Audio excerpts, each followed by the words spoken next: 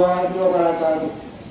সকলে অবগত আছেন, ঢাকার গাজীপুর এক মসজিদের ইমাম ও খতিব হযরত মাওলানা রইসুদ্দিন সাহেবকে নির্মমভাবে হত্যা করেছে। ওনার কোনো দোষ ছিল না, উনি নির্দোষ ছিলেন, নিরপরাধে ওনাকে হত্যা করেছেন। যারা হত্যা করেছেন তারা আসলে কোন ধরনের মুসলমান? যারা হত্যা করেছেন তাদের বিচার চাই। আমাদের একটাই দাবি, আমাদের একটাই আশা, তাদেরকে ফাঁসির মঞ্চে ওঠাতে হবে, ঠিক কিনা বলে?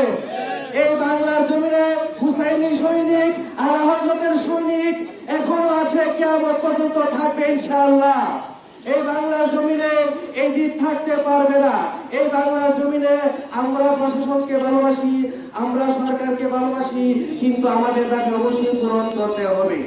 আমরা আহলে সুন্নাত ওয়াল জামাত শান্তিপ্রিয়, তরিকতপন্থী, সুফিপন্থী, আমরা দাঙ্গা হাঙ্গামা, ভাঙচুর, অগ্নিসংযোগ আমরা পছন্দ করি না।